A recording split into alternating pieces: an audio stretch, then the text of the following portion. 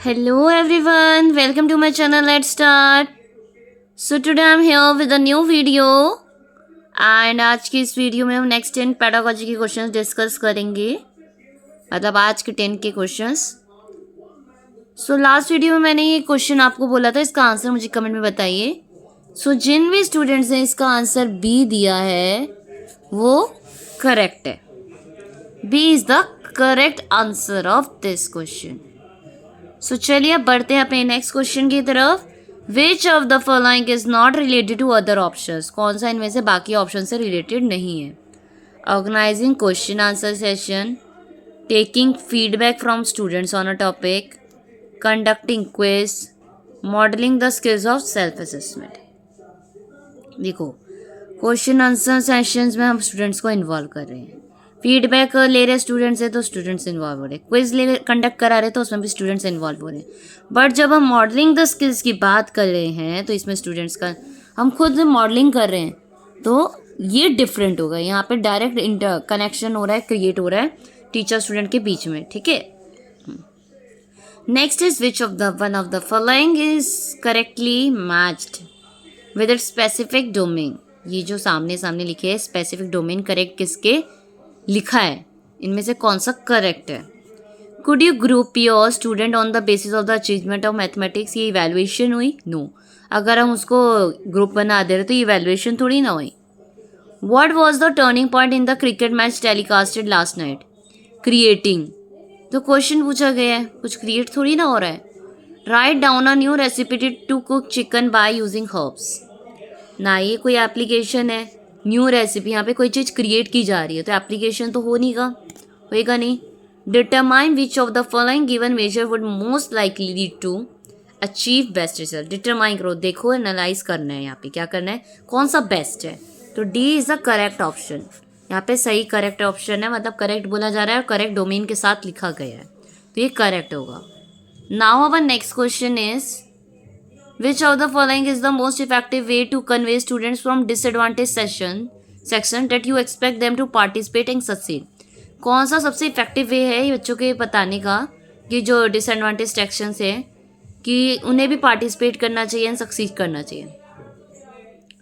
सबसे best effective way क्या होगा? Articulate your confidence in their ability to succeed.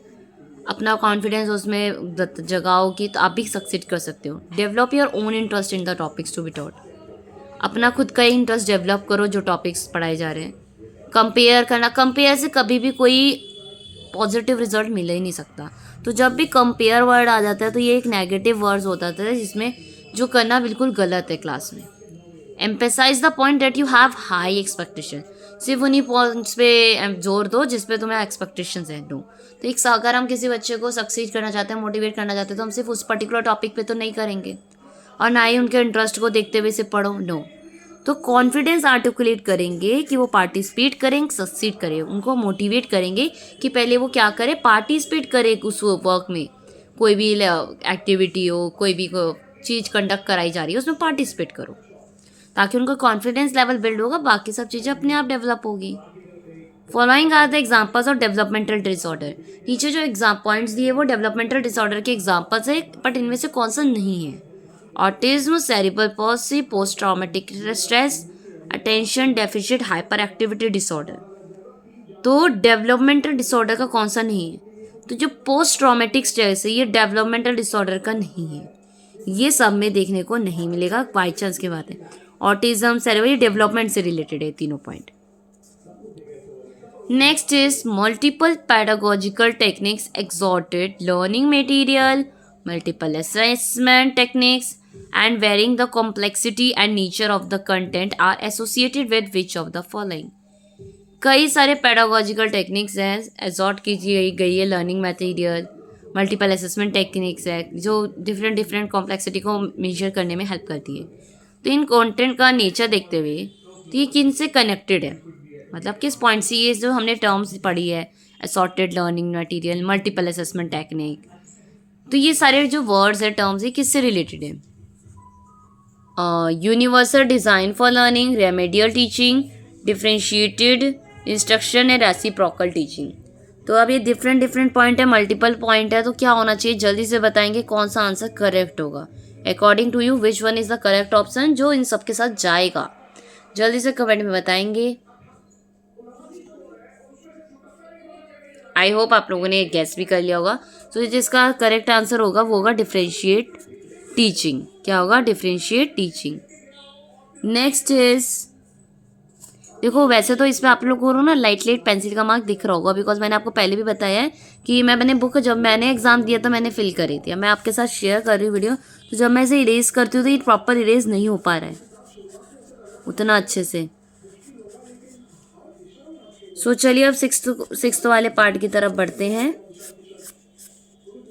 6th question जो आज का है, इनमें से कौन सा ट्रू है? गिफ्टेड लर्नर के बारे में कौन सी स्टेटमेंट ट्रू है? तो वो they make everyone as smarter and essential for collaborative learning. वो सबको स्मार्टर एंड ज़रूरी होती है कोलैबोरेटिव लर्निंग के लिए। They always lead other and assume extra responsibility. वो हमेशा लीड करते हैं और एक्स्ट्रा रिस्पॉन्सिबिलिटी एज्यूम करते हैं। They may achieve lower grades due to their heightened sensitivity. कई बार वो लोअर ग्रेड्स लाते हैं क्योंकि वो काफ़ी सेंसिटिव होते हैं। Their importance is primarily due to their brain power.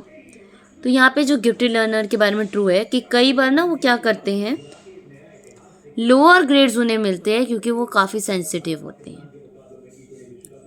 Our next question is, inclusion in school primarily focus on. जो इंक्लूजन की जाती है स्कूल में उसका मेन फोकस किस चीज़ पर होता है? Making subtle provision for special category children, कि स्पेशल कैटेगरी के चिल्ड्रन के प्रोविजंस प्रोवाइड हो कराए जाए। Fulfilling the needs of children with disabilities, सिर्फ डिसेबल्ड बच्चों की नीड्स को फुलफिल करना। अगर इंक्लूसिव क्लासरूम है तो सिर्फ डिसेबल्ड बच्चों की नीड्स को क्यों फुलफिल किया जाएगा? Meeting the needs of the disabled child at the expense of fees, सिर्फ यहाँ पे डिसेबल्ड चाइल्ड की बात हो रही है? No. Including the education needs of illiterate parents in school, illiterate parents की नीड को? नो। यहाँ पे एक पर्टिकुलर नेम दे दिया, तो यहाँ पे अगर हम इंक्लूसिव स्कूल है तो वहाँ पे सबकी नीड्स को, सबको ध्यान में रखा जाएगा, सभी तरह के स्टूडेंट्स को ध्यान में रखा जाएगा। तो स्पेशल कैटेगरी के जो चिल्ड्रन है उनके लिए प्रोविजंस हम बना सकते हैं। तो सिर्फ उन बच्चों की, यहाँ पे जो नीड वर्ड यूज़ कर दिया कि सिर्फ उनकी नीड को, नो। तो जो करेक्ट आंसर होगा वो ए ऑप्शन होगा। आपका 18th पार्ट होगा, 18th वन मतलब 8वां क्वेश्चन होगा आज की वीडियो का। The cause of learn helplessness in children is there. कारण क्या है लर्न का हेल्पलेस फील करने का बच्चे का लर्निंग में? Acquired behaviour that they will not succeed, कि वो बिहेवियर एक्वायर करना जो लगे उसे लगे कि मैं तो सक्सीड ही नहीं हो सकता। क्या लॉस एटीट्यूड डिफरेंस क्रिएट करना क्लासरूम एक्टिविटीज़ के प्रति से। नॉन कॉम्प्लायंस एक्सपेक्टेशन होना पेरेंट्स की। मोरल डिसीजन होना कि ये डिसीजन की स्टडीज़ को सीरियस नहीं ले रहा। लर्नर हेल्पलेस कब मतलब चिल्ड्रन फील करता है कि इस तरह का बिहेवियर एक्वायर हो जाए कि वो सक्सीड ही नहीं करेगा, तो वो हेल्पलेस फील करेगा। If a student is continuously getting lower grades in a school, her parents can be advise to help her by. अगर बच्चा कंटिन्यूसली लोअर ग्रेड्स अचीव कर रहा है स्कूल में, तो जो उसके पेरेंट्स है उसे क्या एडवाइस करेंगे बेटे? Working in close association with the teacher, कि क्लोजली टीचर के साथ वर्क करें। With holding mobile phones, movies, comics and extra time for play. ये तो लोअर ग्रेड्स का रीज़न नहीं हो, मतलब कोई ऑप्शन मिलता ही नहीं है। Narrating her the hardship of life for those who do not possess proper education. उन्हें चीज़ नरेट करना कि कितनी डिफ़िकल्ट होती है लाभ जो नहीं कर पाते, अगर आप नहीं अचीव करोगे तो क्या क्या प्रॉब्लम्स है। छोटे एज अ चिल्ड्रन को हम ये तो डिक्टेट नहीं करेंगे पेरेंट्स, उसको फोर्स भी नहीं करेंगे कि ज़्यादा हार्ड वर्क करो। आपका मेन पहला पॉइंट क्या होगा एज अ पेरेंट? आप क्या करोगे? टीचर के साथ डिस्कस करोगे, क्लोज एसोसिएशन विद टीचर। तो A is the correct option. कभी भी आप देखोगे एज अ टीचर, अगर एज अ पेरेंट, अगर आप मैं अपने आप को एज अ टीचर बता रही हूँ, अगर पेरेंट्स की कोई डिफ़िकल्टी इश्यूज़ होते हैं तो पेरेंट्स डायरेक्टली टीचर से बात करते हैं, बिकॉज टीचर एंड पेरेंट्स मिलके बच्चे को डेवलप करने में हेल्प करते हैं। कहाँ का बच्चे लैक कर रहे हैं, कहाँ का उनके इंटरेस्ट डेवलप नहीं हो रहा, उसको इम्प्रूव करने के लिए हमें साथ में वर्क करना पड़ता है। तो पेरेंट्स को किसके साथ वर्क करना चाहिए? फर्स्ट ऑफ ऑल टीचर के साथ। बाकी सारे पॉइंट्स मेजर वो आफ्टर, उसके बाद इतने इम्पॉर्टेंट नहीं है या इतने हेल्पफुल नहीं है जो फर्स्ट पॉइंट है। Last question of today's video: which of the following does not deter problem solving? कौन सा प्रॉब्लम सॉल्विंग को डिटेक्ट नहीं करता? Insight, mental sets, entrenchment, fixation. So इसका आंसर भी मैं आपको नेक्स्ट वीडियो में दूंगी, कमेंट में बताएंगे. वैसे तो यहाँ पे मैंने 2 ऑप्शन पे टिक कर रखा है, तो यहाँ पे आपको क्लियर नहीं मिलेगा कि कौन सा आंसर करेक्ट है. तो यहाँ पे आप मुझे बताएंगे कि कौन सा आंसर करेक्ट होगा इन चारों में से. एंड कमेंट में ज़रूर बताइएगा कि आउट ऑफ, अभी तो हमने 9 क्वेश्चंस करे हैं, out of 9 how much score you get. And 10th question का जो आंसर है वो आप मुझे कमेंट सेक्शन में बताएंगे. ओके, सो अगर आज की वीडियो अच्छी लगी हो, हेल्पफुल लगी हो, तो वीडियो को लाइक शेयर कर दीजिएगा.